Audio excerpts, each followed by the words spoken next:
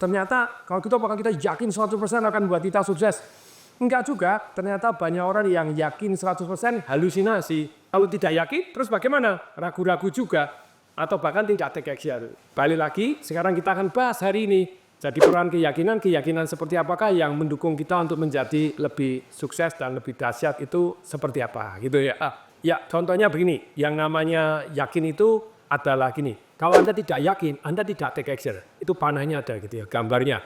Anda tidak yakin, Anda tidak take action atau take actionnya tidak akan full blast, tidak akan sungguh-sungguh. Gitu ya. Kalau Anda tidak yakin ataupun istilahnya ragu-ragu, maka Anda tindakannya juga tidak bertindak atau ragu-ragu sesuai dengan keyakinan Anda. Jadi balik lagi kemudian begitu turun ke bawah, hasilnya apa? Kalau Anda tindakannya ragu-ragu ataupun tidak bertindak, potensi Anda tidak tergali sepenuhnya. Dan kemudian ketika potensi tidak tergali sepenuhnya dengan ada tindakan gini, hasilnya juga tidak sepenuhnya. Atau bahkan tidak ada hasil kalau Anda tidak bertindak. Karena itu kemudian apa yang terjadi? Anda tambah yakin bahwa Anda tidak yakin. Ayo smart listener semuanya juga di IG saya tanya. Siapa yang merasa, siapa yang suka lulus SMP? Katakan saya ketik dulu dong SMP. Lulus banyak ya, pertanyaan saya. Pernah belajar matematika? Pernah, semua itu mata pelajaran dasar. Pertanyaan saya, siapa yang merasa bahwa matematika itu sulit setengah mati, tidak bisa? Nah pertanyaan saya, kok bisa yakin bahwa matematika sulit? Datangnya dari mana? Jadi awalnya, perhatikan, awalnya itu tidak smooth. Contoh tidak smooth itu macam-macam. Kalau kata saya tadi gurunya buala, terus tadi tidak happy dan maksud saya galaknya sih nanggung itu. Kalau galaknya luar biasa dan dia ngajarin ya, itu saya punya teman itu anaknya doktor semua, doktor kimia, doktor ini, doktor gini. Dia bilang kok keluarga bisa dokter semua. Dulu kalau sekolah itu kalau nilainya 8. Jadi bukan 9, bukan 10, 8. Pokoknya di bawah 9, 8. Itu pakai penggaris itu, tangannya selusuh. Tidak terima orang tuanya. Harus minimal 9. Nah itu cukup keras. Bahkan lebih keras dari yang cuma marah-marah doang. Anaknya tabut, belajar sungguhan. Hasilnya bagus, makin pede. Nah, kalau ke atasnya kan tadi cukup keras, tapi kurang keras menurut saya. Ya, itu patut harus keras gitu ya. Enggak, nanti ada cara yang lebih enak, lebih enjoy gitu ya. Jadi, kenapa matematika dianggap sulit oleh Katasya? Karena di awal itu tidak smooth. Jadi, awalnya tidak menyenangkan proses belajarnya, gurunya menyebalkan atau tidak bisa ngajar. Atau mungkin misalnya gini, ada orang yang pada waktu pelajaran itu dia lagi sakit jadi tidak masuk. Intinya dia di awal-awalnya itu tidak mengalami satu yang namanya kenikmatan belajar di bidang itu. Tidak nikmat, tidak apa-apa kalau harus keras tadi gitu ya. Tapi ini membuat dia atau buat Kak Tasya ini jadi merasa tidak bisa matematika gitu ya. Bahwa begitu tidak bisa, sudah trauma, sudah takut, tambah lagi. Ini tambah misal kejadiannya. Jadi keyakinan itu ternyata ditumpuk berikut-berikutnya. Kayak tadi begitu. Pertanyaannya ke atas ya, begitu sebel sama gurunya, begitu merasa sama matematika trauma, pertanyaannya, belajar atau malah menghindar? Nih, perhatiin teman-teman. Kalau dulu saya menghindar, Pak tuh. Nih akhirnya merasa bahwa ini penting dan butuh, akhirnya saya belajar. Kepepeng kok. Belajarnya pertanyaannya sungguh-sungguh atau enggak seneng masih ada hati. Gimana belajarnya? Setengah-setengah, that's true. Jadi berarti ketika keyakinan Anda merasa tidak bisa atau tidak suka atau merasa apapun, tindakan Anda jadi setengah-setengah, ada nggak yang tindakannya malah jadi luar biasa? Ada. Gitu ya. Jadi itu namanya 3% orang atau top 1, 2, 3% orang gitu ya. Yang 97% secara umum, kalau kita merasa tidak bisa atau tidak suka, kita ya di bidang itu, aduh sulit, malas. Tapi kalau Anda merasa bahwa hal ini yakin Anda, ini menarik, menyenangkan, jadi spesialis, kayak contoh gitu ya. Jadi kayak tadi misalnya contoh yang parah itu nanti baru yang positif. Di mana keyakinan itu bentuk karena pengalaman. Ya, jadi seperti tadi misalnya matematika banyak yang merasa nggak bisa nih, mau sulit Pak, ini apa, gini-gini ya. Itu karena awal yang tidak smooth, Katasya tajam sekali. Jadi apa yang pernah kita lihat, apa pernah dengar, apa kita rasakan, apalagi di sini ada Pak Indra Wangsa di Instagram saya bilang, lah guru saya tuh bilang, kamu tuh goblok, matematika nggak bisa. Ya saya jadi yakin bahwa saya goblok, but that's true. Contohnya, tadi misalnya orang tidak bisa, terus kemudian kelas 3 SD, ulangan dapat jelek sekali. Padahal karena dia tidak masuk atau tidak pernah belajar, ya kalah start sama teman-temannya. Jadi karena dia tidak bisa, terus kemudian ulangan dapat jelek, dia rada males, terus kemudian jadi makin merasa tidak bisa, terus kemudian gurunya ngundang orang tuanya. Tolong perhatikan ya, anakmu tuh matematikanya bodoh, nggak bisa. harus usaha bagaimana entah dileskan, entah diapain. Tapi stempelnya ini sudah sangat berat. Anakmu bodoh. Terus kemudian keluar, anaknya sudah takut. Papanya keluar gitu ya, papanya keluar. Nggak, kamu matematika nggak bisa. Iya Pak, sudah takut dimarahin gitu. Kemudian tenang nak, dulu Papa pada waktu itu juga nggak bisa matematika. Terus langsung ada makin yakin. Oh, bodoh saya itu keturunan gitu ya. Makin mantep toh, makin bulat toh, makin mantep, makin bulat, makin yakin, makin menjauhi matematika. Makin kalau ada usaha, malas ah. Jadi keyakinan ini very very very important, bahkan sudah diteliti begitu ya, diteliti. Jadi di mana kita tidak yakin maka attention kita tidak sepenuhnya. 97% orang akan mengabaikan. Itu jadi apalagi gurunya sok baik itu ya, tenang nah, menghibur nih sok baik gitu ya, tenang nah, bahwa kalau kamu matematika tidak bisa itu memang wajar, silakan ya. Jadi manusia tuh punya kelebihan di bidang masing-masing. Kamu kan bagus berenang, kamu fokus saja berenang, tidak usah ngitung sama sekali, silakan. Awal yang smooth ini very very very very very important. Kalau awalnya dia yakin bahwa matematika bisa, kemarin saya pasti ngobrol makan malam sama anak saya. Iya ya Pak ya. Aku tuh di saking senengnya Papa berhasil mendidik aku mencintai matematika dari kecil. Saya ulangi ya. Dari kecil kemarin curhat anak saya, curhat ini saya juga cerita begini ya. Anak saya hari ini game matematika itu di handphonenya dia sudah lulus saja banyak. Ada sudoku, ada yang jumlah harus 24, harus apa, game-gamenya game matematika. Sangat mencintai matematika, sangat senang. Kok bisa? Padahal pada waktu dia kecil, satu hari dia kecil bilang, aku ini nggak bisa apa-apa. Siapa yang bilang? Koko. Nah, langsung saya jelasin. Dulu Koko juga nggak bisa apa-apa. Papa dulu juga nggak bisa apa-apa. Coba misalnya, dulu Tata jalan bisa nggak bisa. Dulu Tata gini nggak bisa. Tapi sekarang jadi bisa.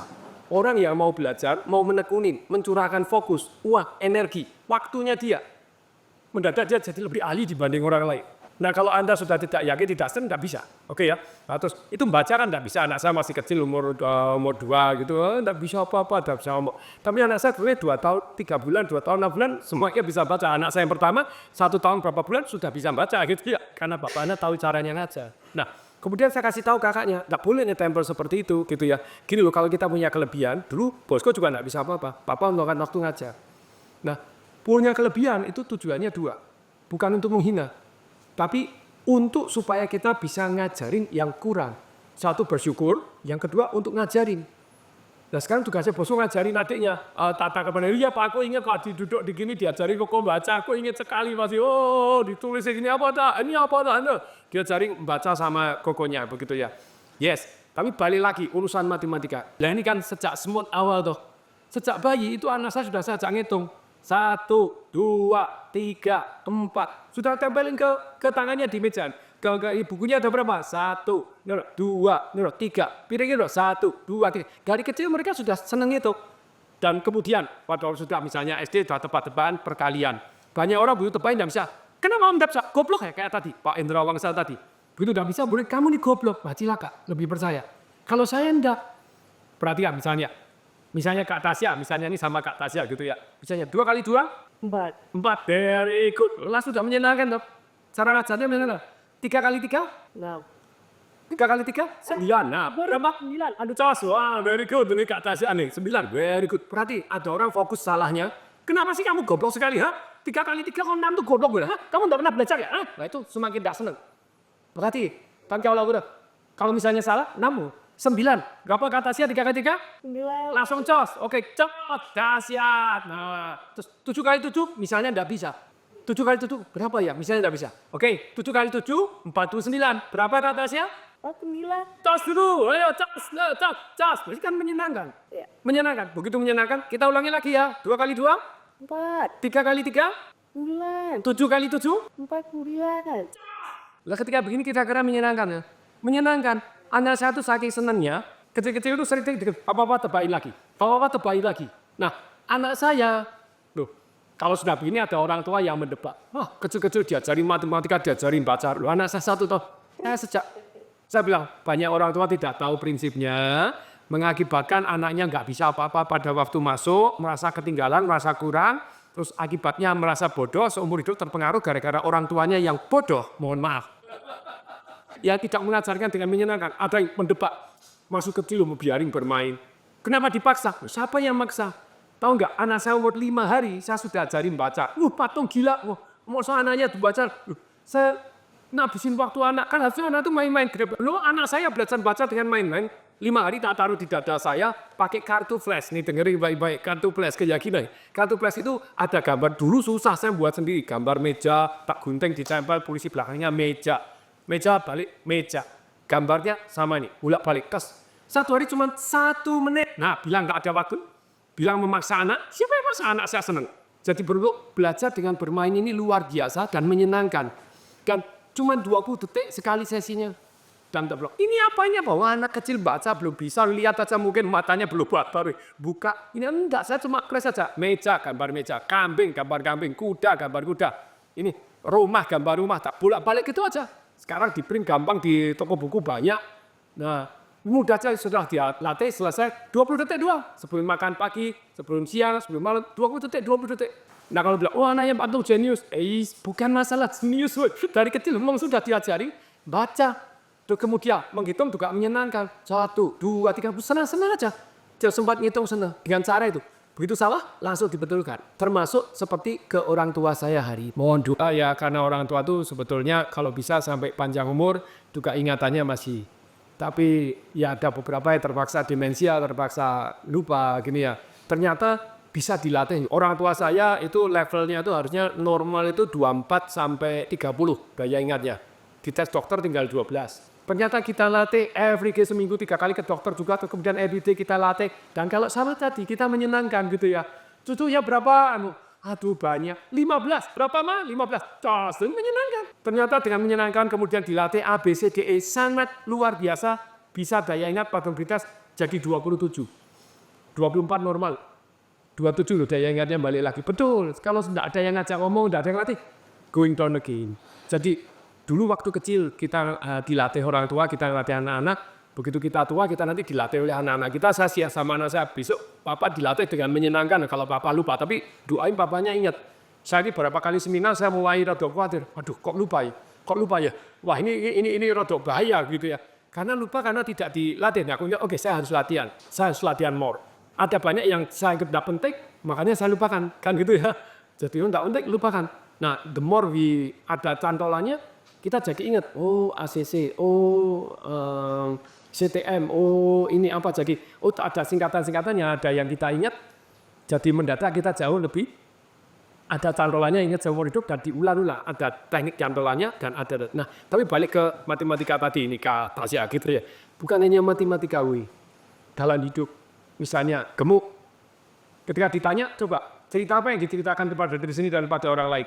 Aku gemuk turunan orang tua saya itu gemuk. Demikian juga ada yang langsing. ini namanya Pak Kohyu gitu ya di Malang waktu itu kurus sekali.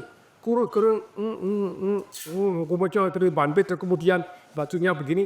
Dia punya keyakinan saya tidak bisa gemuk. Nah, tahunya bagaimana? Dia kepala bagian saya waktu wakil pemimpin, saya usulkan dia sebagai kepala bidak. Karena dia sudah 17 tahun jadi kepala bagian. Dan menurut saya leadership-nya luar biasa, orang hormat sama dia jujur, bisa dipercaya, dan menurut saya luar biasa. Ketika saya usulkan kepada pemimpin jadi kepala bidang, jawabannya kepala bidang itu kan harus keluar, dia cocoknya di kasir, nemu sama uang aja. Kepala kasanah untuk sama uang, dia tidak bisa ketemu orang, tampangnya gitu. Oh kalau urusan tampang, kerjaan saya Pak. Nah saya panggil, coba lihat kaca cermin bersama, wajahmu dengan wajah saya bagaimana? Ya ganteng Pak, bukan masalah gantengnya. Itu kan kasir pada stempel cap itu, wah bajunya aja putih jadi biru-biru semua kena stempel wajahnya kayak biru-biru. Terus kemudian tumisnya limban pit sampai gini tuh. Kacamatanya diisolasi sebelahnya. Nah kan sedih gitu ya. Nah gini, sudah saatnya memperbaiki. Dan diperbaiki tetap aja kotor terus. Ternyata situasinya ya memang buat kotor. Jadi stempel-stempel itu sudah dibersihin semua, ternyata pintunya itu pada waktu didorong begini masih ada bekas stempel. Jadi blok gini, nempel sini, nempel sana. Bersihin semua, cat baru, gini kasih lap yang ada alkoholnya. Sebelum keluar harus cuci tangan di lap yang ada alkohol. Zaman dulu belum ada COVID, belum ada, kita sudah pakai semprotan alkohol. Karena lapnya itu jadi bisa lebih bersih daripada hanya sabun biasa karena itu tinta. Oke, udah bagus, kemudian saya bilang, kamu kalau mau saya promosi, lebih baik tingkatkan berat badan. Diam. 2 hari kemudian datang bawa foto keluarga. Pak To, emak engkong dari papa saya kurus. Emak engkong saya kurus. Pak To saya disuruh lembur, boleh Pak To, tapi saya tidak bakalan bisa gemuk. Keyakinannya gitu ya. Nah, ternyata orang berubah karena nikmat dan sengsara dan bukti. Strategi kan gitu ya. Nah, oke gini ya. Langsung, bukan masalah yakin, masalah strategi. Kalau jumlah makanan ditambah, oke langsung pesen susu. Susu 2 kali. Pagi sore jam 10 minum susu. Terus setiap makan tambahin. Jadi minimal 1 hari 2 telur.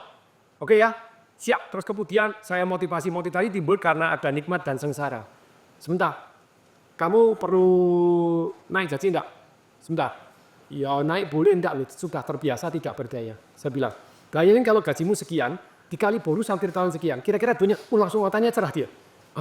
Saya bisa bayar anak saya, Pak, mau kuliah nih anak saya. Oh ini butuh duit, berarti butuh ya. Dipromosi berarti mau nggak? Mau, sekarang mendadak keluar ambisi. Tadinya sama aja nih. Terus dia pakai mobil Honda Light. Kalau zaman dulu Anda pernah tahu Honda Light. Orang yang tinggi kurus kering itu kalau nyetir Honda Light nggak kelihatan orangnya. Honda Light saking kecilnya jadi kelihatan mobil jalan sendiri. Oh, mobilnya dimundurin belakang sekali. Oke, setiap hari lapor, mana sudah makan belum? Lapor, lah sudah Pak, hari ini sudah Pak.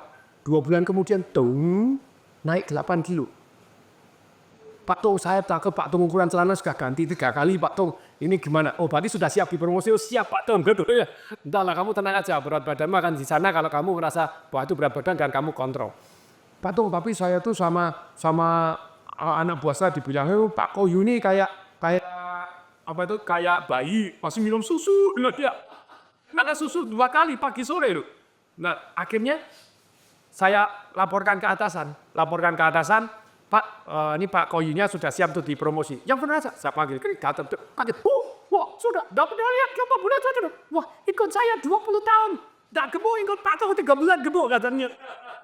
Tuh, tetap bisa berubah.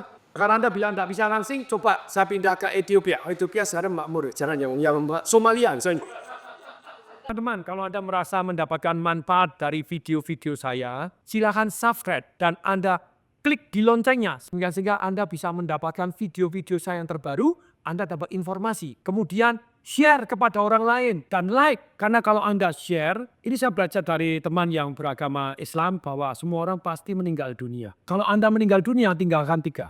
Anak yang soleh yang mendoakan orang tuanya baik, kemudian amal jariahnya, kemudian 3 ilmu yang bermanfaat. Kalau Anda share ilmu ini kepada orang lain dan ternyata orang lain bisa mendapatkan manfaat, kita mendapatkan pahala walaupun kita sudah tidak ada. Jadi please share kepada orang lain dan like. Semoga bermanfaat. Saya Tung Disema ingin mengucapkan salam dahsyat. Ya, jadi balik lagi ya tentang satu yang namanya keyakinan. Sungguh-sungguh menarik.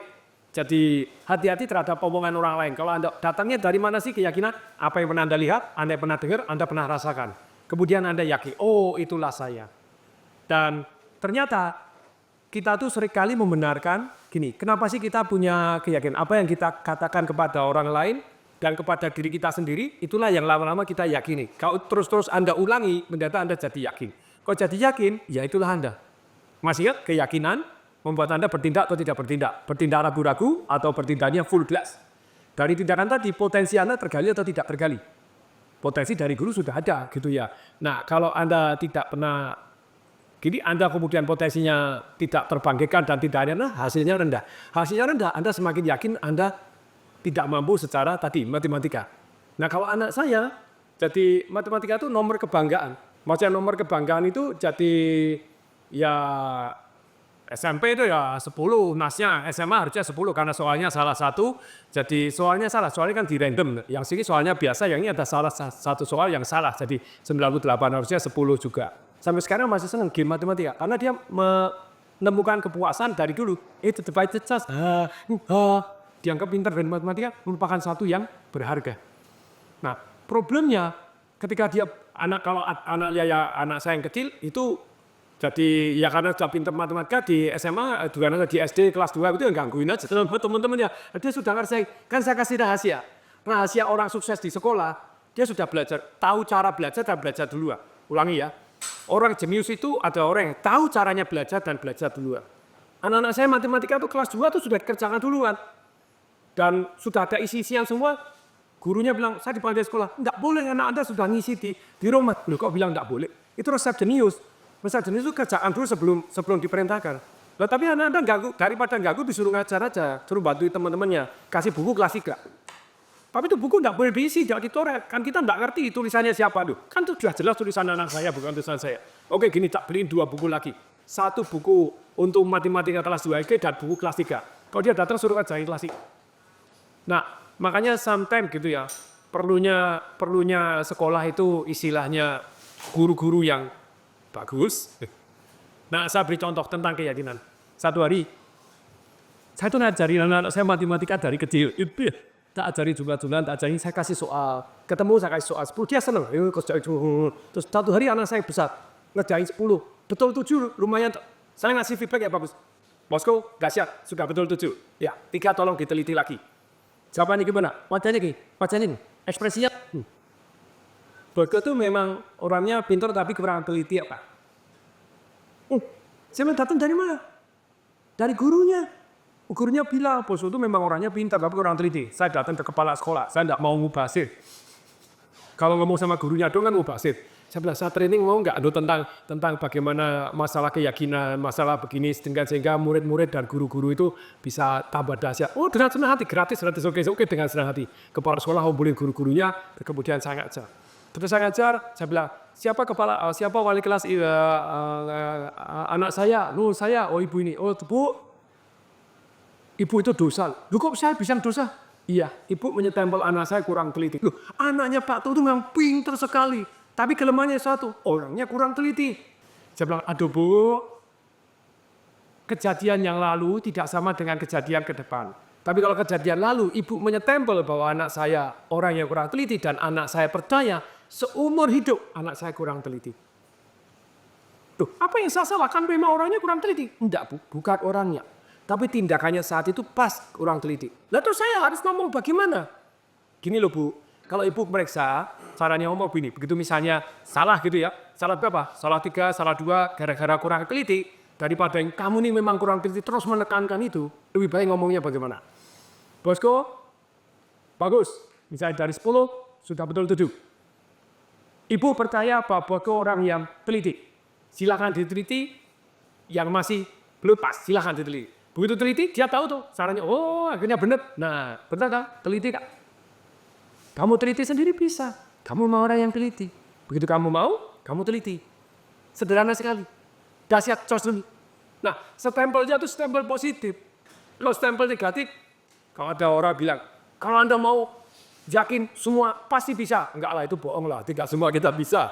Tapi kemungkinan bisa lebih besar, yes gitu. Tapi bukan berarti dia istilahnya salah ngomong gitu untuk meyakinkan orang. Kalau kamu yakin, kamu pasti bisa. Yakin bisa. Enggak, yang yakin semua yang kamu mau pasti bisa. Enggak nih. Teknologi, waktu itu belum tentu membuat Anda bisa. Tapi membuat daya juang Anda, membuat kemungkinan bisa jauh lebih besar daripada orang yang dari apa-apa langsung tak mungkin.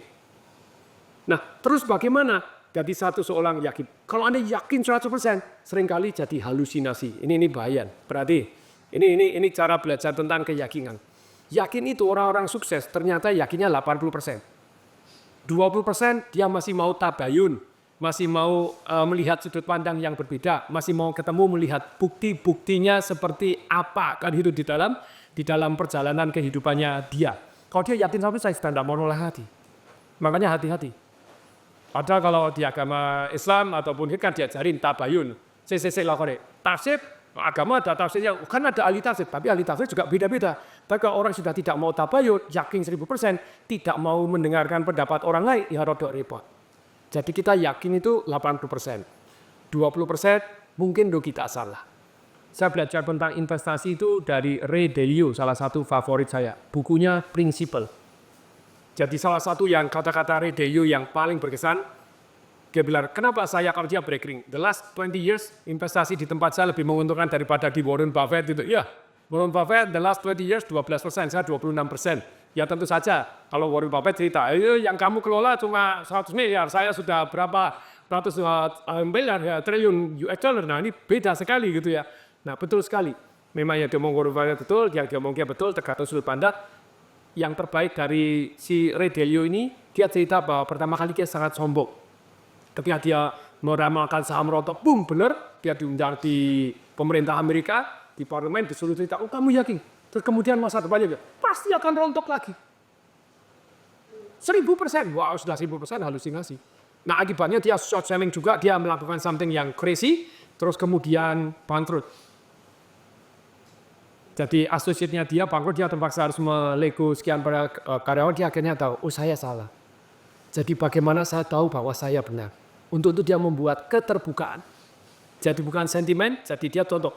Ini di rapat meeting, nih ada karyawan, maki-maki dia, tujuin emailnya, dia tujuin email. Loh nih, Ray, kamu presentasi itu like shit, full of shit, penuh tai, katanya itu apa enggak, luar biasa. Itu anak buahnya yang maki-maki gitu, terbuka luar biasa. Terus kemudian, kamu pasti tidak siap-siap. Gini loh, sebelum kamu presentasi sama saya dulu, saya mau dengerin. Jadi supaya kita bisa memberikan masukan. Oh itu anak buahnya. Terus kemudian dia menunjukkan scoring. Jadi setiap ada orang berpendapat itu di scoring sama dia pakai metrik. Jadi satu orang di scoring 360. Itu luar biasa. Jadi dia bilang, ini lihat, saya dinilai bahwa saya keputusannya ini tentang ini salah, nilainya 2. Tahu yang nilai saya? Saya ini di saham, di bidang saham. Sudah bertahun-tahun dan saya Ray Dalio gitu ya. Ya termasuk para orang paling kaya di dunia gitu Ray Dalio. Terus kemudian ini ada anak kemarin sore bagian sastra. Jadi bukan bagian saham, menilai saya bahwa kemauan saya 2. Saya oke. Dan mereka berani menilai. Tapi dia juga dinilai oleh orang lain, sama-sama menilai. Jadi setiap penilaian itu jadi open, metric, jadi kalau kita tidak mengembangkan budaya terbuka. Kayak dulu ada satu pilot yang Korea, yang akhirnya pesawatnya jatuh. Gara-gara budaya orang Korea tuh, sebelumnya pada waktu direkaman ketahuan bahwa sebetulnya co-pilotnya sudah tahu, ini salah nih, ini bahaya nih. Pilotnya yang sehingga ngomong, diam loh. Begitu diam langsung udah berani ngomong sampai mati. Tapi pesawatnya jatuh. Karena keyakinannya dia tidak boleh cerita, tidak boleh terbuka, tidak boleh begini. Dan ada orang yang keyakinan kalau ada orang terbuka sama dia, sikat dulu. Jadi akhirnya orang-orang lain tidak berani terbuka. Nah kalau pemerintah mengembangkan sistem satu yang namanya keterbukaan, pendapat orang, bukan digasak dulu. Tapi didengerin pendapatnya, wah ini tidak suka ini, sebentar dengerin dulu, ada sudut pandang yang benar nggak? Istilahnya mau tabayun, mau lihat bukti, nah balik lagi ya. Kalau saya bilang tadi, oh menurut Profesor Dr. ahli neuroscience, neurosurgeon juga, neuroscience juga. Terus gitu misalnya si Doty, James Doty. Terus kemudian ada juga nih pakar neuroscience yang namanya Andrew Huberman. Itu pendapat ahli, itu tuh sebetulnya bukti evidence nomor 4. Anda enggak, apalagi si A ngomong begini, Anda yakinin. Si A ngomong itu nomor 5 gitu ya. Oh, boleh kita dengerin, tapi kalau bukti evidence lebih bagus tadi, yang nomor 3, sudah diteliti tapi belum randomize. Menurut Tung Desabaringin yang sudah diteliti dari disampel dari seluruh muridnya Tung Desabaringin, kan muridnya Tung Desabaringin mungkin sudah terpengaruh dulu, kagak randomize kan gitu ya. Nah, yang berikutnya yang ke nomor 2 sudah randomize, yang nomor 1 sudah ada meta analisisnya dan ada peer review-nya. Maksudnya meta analisis itu apa? Dari penelitiannya sudah banyak, sudah dibanding-bandingkan, oh ada orang yang menyimpulkan dari sekian banyak penelitian bandingnya 1. Kalau peer review itu cara menelitinya itu sudah diteliti oleh para pakar yang lain. Contoh, satu hari ada penelitian, licin membuat kanker. Setelah di peer review, tidak cocok. Kenapa di peer review? Ternyata ada yang para ahli yang meneliti, oh gini loh, kamu tikusnya cuma sekian gram, kamu kasih micin sekian gram, itu sama persis dengan manusia yang bobotnya 70 kilo, setiap hari disuruh makan micin 2 kilo. Ya pantesan kanker gitu loh, coba kasih gula 2 kilo, itu juga kanker juga. Kasih garam 2 kilo, mati juga. Nah kamu kasih micin 2 kilo, jadi di peer review tidak cocok. Kamu gram-gramannya over. Jadi perbandingan dengan human, wes error, penelitianmu error. Nah, itu namanya peer review. Peer review dicocokin sama-sama ahli yang meneliti bahwa penelitianmu masuk enggak. Nah, kalau Anda meyakini sesuatu hal, nah perhatikan, menurut pendapat orang, menurut pendapat ahli, sudah ada riset, sudah ada peer review, even sudah diajarkan secara ilmiah, tidak semua orang, tidak semua dokter, tidak semua profesor, even Tung Desabaringin, sometimes juga salah data. Menurut penelitian tahun kapan? Contoh pada waktu ivermectin, itu obat kuda itu. Ini dokter dari ini, enggak masalah mau dokter dari ini, dokter dari mana. Kalau Anda ngomong bahwa ivermectin obat kuda itu betul dalam satu sudut. Tapi tahukah Anda 2005 ivermectin itu obat manusia yang akhirnya digunakan untuk ke kuda juga, bahwa ivermectin itu dapat Nobel Prize kedokteran manusia. Sudah 3, sekian miliar digunakan oleh manusia dan baik-baik saja dapat Nobel Prize. Penemuan ivermectin untuk kedokteran manusia bukan kedokteran hewan. Dari ketika Anda ngomong betul, itu apa itu obat kuda? Ya that's it, betul. Nah hati-hati terhadap yakin. Jadi, tuh dokter loh yang ngomong ahli, dokter bisa salah loh. Tung disebarin bisa salah, profesor bisa salah, dokter bisa salah gitu ya, pemuka agama bisa salah gitu loh ya. Hati-hati terhadap yang Anda yakinin gitu. Ya, jadi ada satu dengan cara tidak sadar, ada satu dengan cara sadar gitu ya. Secara sadar itu ada satu yang James Doty tadi, neurosurgeon tadi, dia menyarankan yang baru saya pelajari, dia tulis. Keyakinan baru Anda tulis. Baca berulangan, mulai hari ini saya punya keyakinan ini. Itu. Kemudian juga ada satu orang yang alirannya bukan hanya ditulis tapi dibaca loudly. Jadi terus kemudian ketika Anda lagi misalnya aku perempuan, kalau tidak disetujuin sama suami ya tak mana bisa. Oh, aku perempuan dan aku percaya aku bisa mempengaruhi suamiku untuk menyetujui. Ya kan seperti itu kan gitu ya. Jadi di dalam kehidupan ini, jadi tadi secara sadar. Nah, secara tidak sadar bagaimana? Saya seringkali menggunakan rekaman bawah sadar. Rekaman bawah sadar itu rekaman ya sebelum tidur kasih musik 528 Hazet gitu. Terus ada bisikan, Anda bisa cari 528 Hazet Tung Desember ini. Nah, itu kan banyak, saya bisikin Anda. Sebelum Anda tidur, saya ngomong ada lagunya 528 Hazet masuk. Udah secara bawah sadar Anda terpengaruh gitu ya. Jadi Anda bisa terpengaruh dengan cara-cara yang sangat positif. Nah, berikutnya ini mengubah secara sadar itu sebetulnya ada 4 tahap. Tahap pertama itu Anda mulai satu yang namanya jadi understanding. Jadi Anda pertama kali Anda mengerti bahwa oh saya punya keyakinan yang miskin. Kayak tadi, oh misalnya Anda punya keyakinan miskin nggak apa-apa, yang penting bahagia. Keyakinan tidak yang salah tidak yang benar. Betul loh miskin nggak apa-apa, yang penting bahagia. Tapi pertanyaan saya, kalau betul miskin merupakan faktor membuat Anda bahagia, ya sudahlah saya doakan Anda lebih miskin. Mau? Enggak, sebetulnya orang itu membuat pilihan seperti itu supaya merasa menang. Tak apa-apa, yang penting keluarga saya harmonis, miskin tak apa-apa daripada tuh yang kaya keluarganya berantakan. Betul, ada yang kaya keluarganya berantakan. Pertanyaan saya, apakah miskin merupakan faktor membuat Anda keluarganya harmonis? Kalau betul, saya doain Anda lebih miskin lagi, benar kan? Nah ini banyak orang menggunakan kata-kata seperti itu secara sadar atau secara tidak sadar supaya dia merasa dirinya damai, nyaman, merasa menang. Satu hari saya punya saudara sakit jantung. Terus kemudian akhirnya harus dioperasi. Setelah periksa harus dioperasi, kemudian dia ngomong gini, aduh bener kata-kata orang ya, lebih baik miskin tapi sehat daripada kaya tapi sakit-sakitan. Saya tanya, Om ini kaya atau miskin? Wah saya miskin. Loh kok Om curang, mau menukar kekayaan dengan kesehatan, orang Om sendiri sekarang sudah miskin, sakit-sakitan lagi. Saya ngomongnya langsung nggak enak, itu nggak enak boleh tuh. Dan ngomong terang-terang, saya bisa bantu Om untuk operasi karena saya punya duit.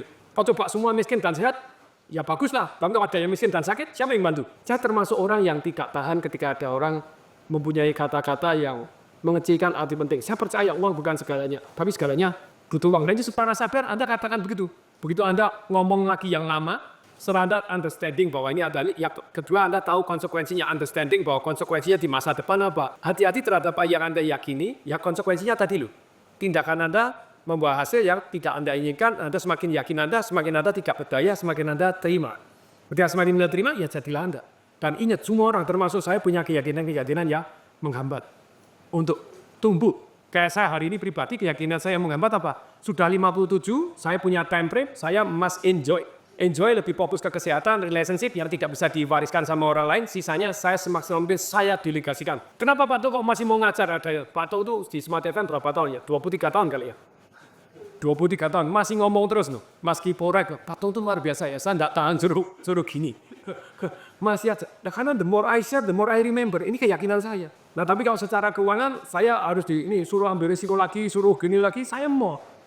Mungkin saya bisa jauh lebih besar kalau saya mau take risk more than now. Tapi bagi saya, umur-umur saya bukan umur-umur untuk take risk. Nah ini keyakinan saya yang menghambat saya untuk grow even better, even faster, even bigger. Saya punya keyakinan yang menurut saya jadi sendiri-sendiri. Nah ini bisa menghambat saya untuk tumbuh lebih besar. Tidak tahu sampai kapan saya pekan, tapi saat ini saya umur 57 masuk ke 58 tahun ini, saya merasa bahwa saya masa-masa nikmatin, saya masa-masa istilahnya memperhatikan yang bisa mumpung masih kuat. Ada yang tanya kemarin, Pak Tung kenapa beli Ferrari? Lah mumpung masih kuat itu ya. Musuh bisa nyetir masih delosor masih kuat, sekuat masih keluar naik bisa. 30 tahun lagi ya semoga masih kuat, tapi kalau nggak kuat dan masuk Ferrari itu delosor banget saya turun peluangnya geruduk gini. Jangan tenang. Ya memang mobil paling enak ya sekarang Lexus LM 350 masuk tetap duduk tidur. Nah paling enak nikmatnya nikmat Rolls Royce kalah nikmat. Ferrari kalah nikmat. Tapi kenapa? Ya mumpung masih kuat. Jadi tapi balik ke satu keyakinan hati-hati. Kayak tadi, banyak orang mempertentangkan antara sesuatu hal yang gini, membuat dia antara yang tidak enak, lawannya lebih tidak enak. Tasya pilih mana? Potong kliki atau potong tangan? Nggak dua-duanya. Enggak dua-duanya toh. Pilih mana? Lah tapi kan membuat pilihan yang enggak enak dengan yang lebih enak kan jadi gini. Contohnya yang tidak enak dengan lebih tidak enak, saudara. Pilih mana? Miskin tapi bahagia atau kaya tapi tidak bahagia? Saya bahagia apapun. Nah, ini pintur bener. Kita bisa secara cadar nilai kaya dan bahagia nih. Tapi betul dong. Jadi kita hati-hati terhadap apa yang kita katakan tadi. Saya sangat aware. Oh, saya ngomong gini berarti kemajuan saya sedikit banyak ya rodok berkurang gitu ya. Karena saya mau jauh lebih aman. Tetapi kedamaian hati saya lebih banyak secara umum itu ya. Karena tidak mau take risk more. Hutang pribadi saya lunasin. Tahun 2021 September tak lunasi semua gitu ya. Jadi boleh dikata hutang pribadi zero lah gitu ya. Nah tapi balik ke saya ataupun ke teman-teman. Nah silakan hati-hati. Kalau Anda masa muda, saya punya keyakinan 17 sampai umur 27 masa-masa belajar saya tidak hitung ya. Gaji kecil oke, yang penting saya punya ilmu, saya dapat belajar, dapat network. 27 sampai 35 saya masa-masa belajar memimpin, bukan berarti saya tidak belajar hari ini, tidak belajar memimpin hari ini, sampai sekarang masih belajar.